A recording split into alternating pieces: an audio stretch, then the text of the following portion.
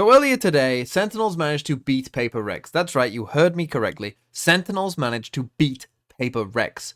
And they did so by winning a close overtime game on Haven, but also by absolutely destroying PRX on their map pick on Breeze. And it's Breeze that we're going to take a look at because PRX made a ton of mistakes, particularly on their attacking side, which will be the focus of this video. And let's start with round number 3, the anti-bonus round here for PRX, and they're going to come and just do a B-exec in just a second. They're going to push second back here, and they're actually going to find the first kill and manage to win this round as well. But there's already signs there that things are kind of a bit weird because we're going to miss a shock dart pretty badly to try and destroy this trip. And then we're going to run into this trip and look like we have never seen a Cypher trip in our life before. Quick shot, dash away, second. Not wanting to overstay his welcome here with just the Guardian in hand. Can't try to go for any spray downs. Just backs off. Trapwire though still set up here at the entryway, but kill is found. Mind Freak taking down second. Got line of sight. Yeah, how do they deal with these trap wires though? Again, no triggered. KO. Nothing else to break it. I mean, they're just going to jump across it with the Omen for now. TPing forward, but the ping still getting a good amount of value here, spotting them out. Still the entryway though, but John Cutie and Saucy going to be taken down in the meantime. Something wreaking havoc over in mid. Managing to find himself 2 kills, and Moniette will be able to clean up 10. And did you see the comp that they're playing as well? Because it is a bit weird, where we've got a Yoru here and an Omen and a Breach, right, on Breeze. A bit weird. But I can understand the comp somewhat. To me, it seems like a comp that's trying to heavily set up this Yoru, which didn't really happen. But perhaps what's weirder is the roles that people are playing in this team. Because we got Mindfreak, who's normally our controller player, who's now playing Sova over here. And we've got Devi, who ends up playing Sova on Haven, playing Viper instead, despite the fact that Mindfreak and Moniette have both played a lot more Viper than Devi. We've also got something on Yoru, even though Forsaken is kind of the person you think of playing Yoru when you think of PRX. And funnily enough, Forsaken's playing Breach, even though something actually did play Breach for PRX last year as well. And now let's skip ahead to round number 5, where you're going to get a Viper's Pit here on B in just a second.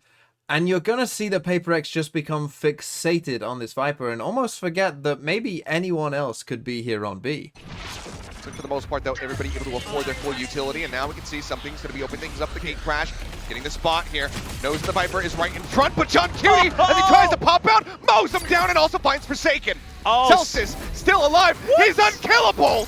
And now Devi taken down. Take by the try and delay, but the ping comes through. Moniette able to find him through that smoke. John Cutie up over the top. Moniette not reading it, gets caught. 3 here for the Cypher, and TenZ will finish off the round. And now let's come to round number 7, which is all kind of weird from PRX, if I'm honest. So they're going to go from mid default. They're going to send the stun in here from the Breach. They're going to send an Omen smoke in here where the ping kind of is. They're going to send a Sova dart up here in mid as well. And it all looks perfectly normal to start off with. There's going to be a little pause in the VOD here, just there. So you see something has an op and a main. Keep note of that as well. Well, you see that Zakin gets caught by the dart, has to dash away, all of that. And, you know, PRX come in and they take mid, right? And it all looks normal and it all looks fine. But the one question I have is, why is this orb here and why is it up, right? And it's going to continue to stay up because at this point, who's the orb for, right? We've seen that the jet has now dashed away. You know, we've come and taken mid, but why is it there anyway, right? If we're coming and taking this space up in mid, it's just separating us from us at this moment in time. Wouldn't it be better off, for instance, in towards the double doors instead? And that might have an impact in this round because TenZ is going to get 2 kills from this position. But maybe if the orb's there, he, you know, doesn't want to sit in the decay and he moves back and all of that. So actually really might have made a difference in this round. Now, the idea that PRX are going to go for here as well, I don't personally love either, right? Yes, something has an op and he's towards A main. So I kind of get it, right? Our Yoru is over here with the op. I don't love what they're about to do, though, because they're going to breach ult across like this with an Omen ult kind of in behind it just here, kind of on the other side of the door. We've got a Yoru TP down here, so our Yoru, you know, who we want to be, you know, helping support with this kind of breach ult, we can't because he's opping in A main instead. He's kind of lurking with an op, you know, with his TP out to nowhere, essentially, and so we can't really make this work. And then also the way that this is going to play out, you're going to see in just a second, is they're going to ult first and then try and swing through this door, and they're going to end up dying to TenZ just here, right? Would it not make sense or more sense to flash first, right, clear this out, and then ult this? Because these guys who are running through this double door, you know, it's going to be difficult for them to play off whoever gets stunned here anyway, because they have a lot of distance to cover anyway. So surely the timing of this would make more sense in terms of like flash then ult as they're running up here anyway, so that they can then kind of play off of it.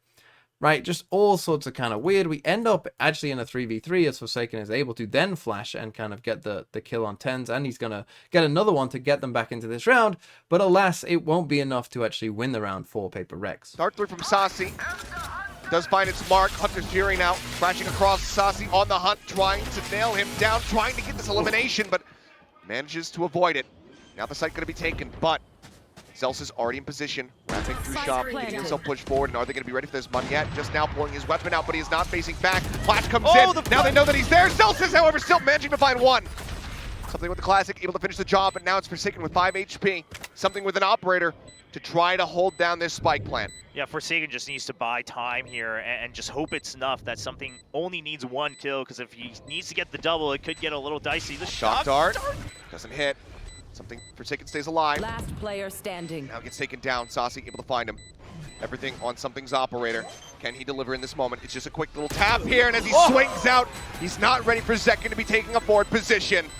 Okay, now on to round number 9, and this one's just as weird, to be honest. We have a breach ult again here for Paper Rex, and this time they're going to try and do it from halls with an A-split. Now we start off with this wonderful shot by Zekken here, you know, who's able to get a kill and then managed to get away. Really nice stuff from Zekken. But again, we have something very weird going on, right? We're going to ult from here, which is kind of, anytime someone did play Breach on this map on the old Breeze, you know, this would be a regular place for the Breach to play.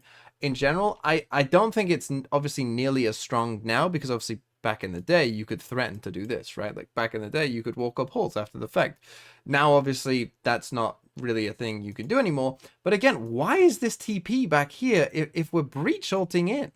Right? Surely our goal here is like to get the Euro into a certain position with this breach ult, you know, then swinging off it. But again, our TP is like, what's this for? In case like we end up in a 1v5, right? And so you see that the breach ult goes off, but by the time that anyone gets there, like, you haven't done anything, right? Like, you're not getting a kill off it. Yeah, sure, you're going to take a bit of space, but you're not getting a kill off it. And now we kind of end up going back and forth. And from this point, actually, I think Paper X do a pretty good job. Fall, but it's going to be a trade onto the sofas. Zekken puts those knives to use. Yeah, my eyes are on Zelsis right now, because Divide got 1 kill in mid, but do they suspect the second? And Something does. He's got his back. The timing just a little bit off there. Something now into the ultimate, getting the spot. Divide, ready for it. 1 tap. Tens gets the kill, but now all on his lonesome in a 1v2. Oh, the gate crash primed as well. He's got the fragment. He could clear that one side. He gets the tank, and caught with a knife in hand. The timing.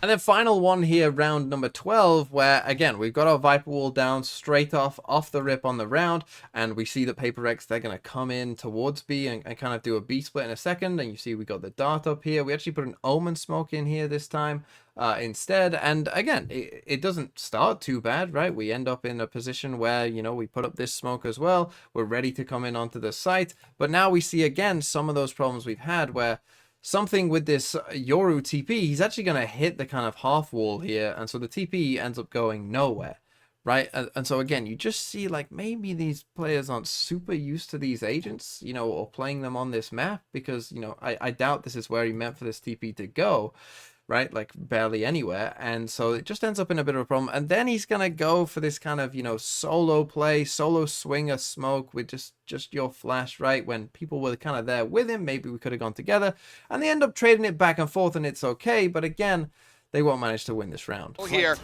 gets a catch on the one, spots the shoulder of another. Forsaken taken down as 10 sprays the wall, and now it is all on Divide.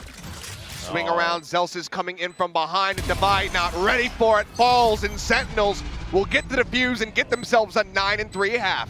Wow, what a showing from Sentinels off the bat, 9-3/2. And so for me, there was just a lot of small mistakes that Paper Rex were making in this one, and I think the Sentinels did obviously a very good job at punishing that. But for Paper Rex, it looked like, you know, people on those roles maybe weren't super comfortable all of the time with it and were making little individual mistakes. And also as a team, I felt like some of just their setups maybe didn't really make a ton of sense either for what their comp was actually trying to do. And so it's now confirmed, with EG dying and Paper Rex now losing to Sentinels, it's official. Sentinels are the best team in the world.